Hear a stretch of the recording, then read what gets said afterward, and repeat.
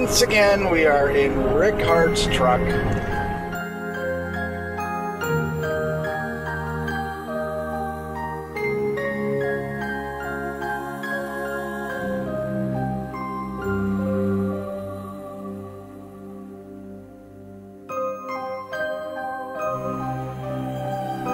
This time we are going to Jack 105 FM. Yes. And Shelly's in the back seat. Say hi, Shelly. Hi, Shelly.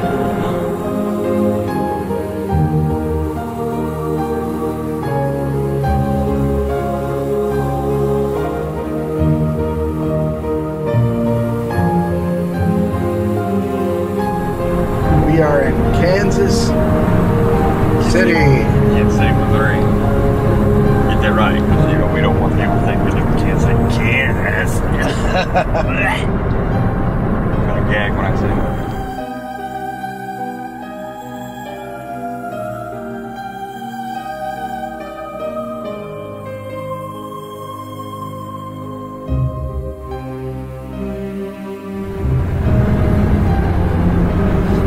Later this week, we have a live paranormal investigation in Fort Scott, Kansas, at the Doucet House.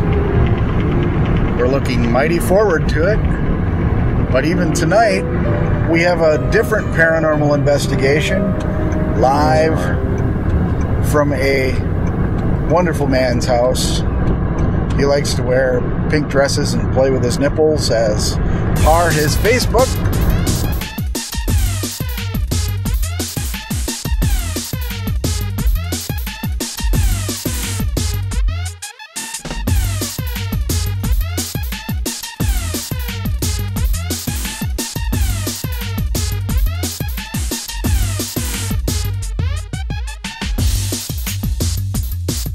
Okay, Rick, do your EVP session.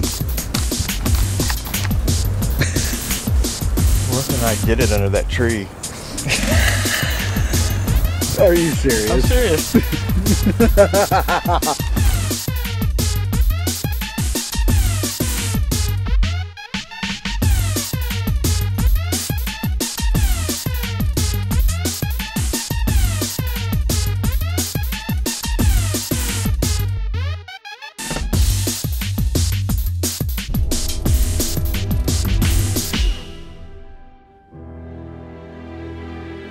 All right, it's Jack's Big Breakfast where, well, for us, every day is Halloween, and we never mind these guys coming in. Let's say hello to our good friend Rick from River City Paranormal. Rick, what's going on, man? Oh, same old guy. No, same old thing. Hey, by the way, congratulations on your anniversary. That's awesome. Appreciate it. Thank you. Yes. 20 years. How about that? All right, so you guys have something special going on this Friday, and it's kind of revisiting an old place, but you're giving all of us out there a chance to get involved with your investigation. So tell us what you guys are up to this weekend. Well, we brought down our home office, RCPS Wisconsin. They're the one that started the whole RCPS family deal, and we're going back to the Doucet investigation because this house is just off the hook. Yeah. This is the one where we had the ball just start rolling on its own. And okay, yeah, we remember that video because you guys showed us that. Right.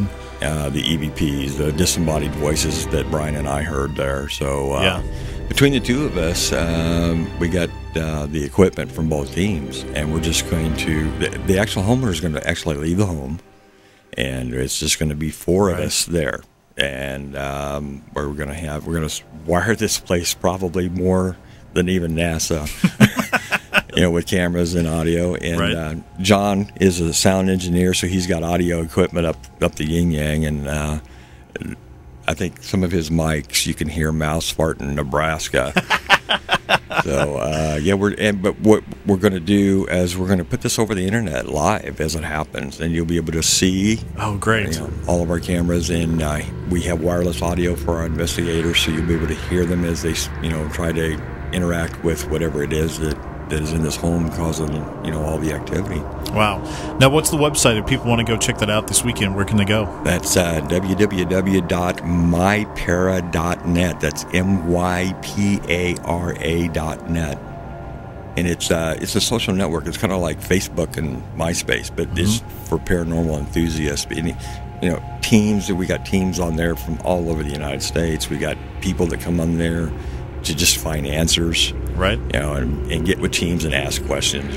People that actually go out and investigate, and we have people submit photos and videos all the time.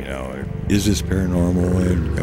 And they get honest answers there. Nobody there is going to pat you on the back and tell you everything's you got a demon or whatever, unless they really believe that that's what you got. Right. So if somebody has something going on at home, then they say, well, maybe I've got this picture evidence or video, and tell me what you guys think about it in your expert opinion. Right. Let's also talk to John. So thanks for coming down from Wisconsin, by the way. Thanks, Brian. And joining us here today. Now tell us what you guys do up there in Wisconsin. Of course, you're the counterpart to these guys here at home. We've well documented their adventures, but what are some things that you've seen in your time investigating? We do very similar to what Rick does with Kansas City. We investigate claims of paranormal activity. We do it scientifically and logically, and we give people help with real answers. Yeah.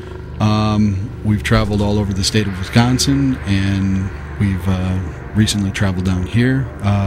We've traveled down here once before for Scottish Rite Temple. Okay, right. But we've been investigating for quite some time as a team, and as he says, you have all the equipment and everything. You guys are going to outfit the place, and yes, you can't take a step around there without picking it up somewhere on camera or audio or something. Mm-hmm. Very nice. What are one of the crazy? Now, we've seen some of their stuff. Obviously, we've seen the video that they brought in. They brought in EVPs. What is something strange, crazy that has happened to you that stuck out in your head? Well, we've been using an experimental technique involving flashlights, and question and answering with flashlights, and we're getting responses in various locations. Where, really? Click this light if... Yep. And some of these sessions have gone as long as 45 minutes with 100% results. Wow.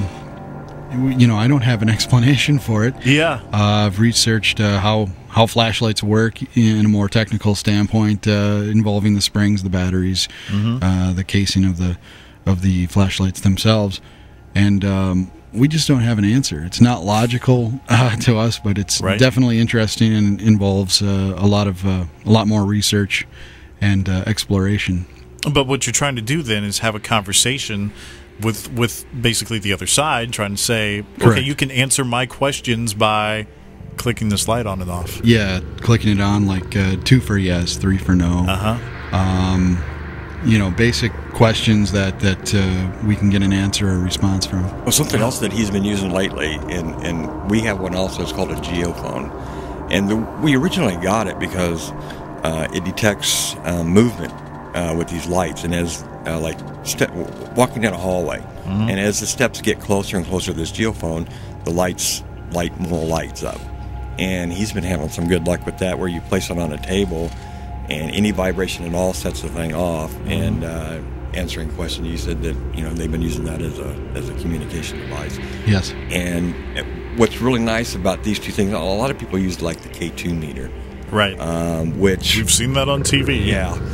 Which we don't like because they pick up RF, and cell phones, and everything. So you don't know where that's coming from. You don't know if you're actually talking to something or the truck. Two-way radios, police scanners. Yeah. Right. It's just the opportunity for false positive is just way too high. Right. So that's why I personally won't touch a K2 meter. I just don't like them. Yeah. Well, the geophone and the flashlight actually has to have physical manipulation.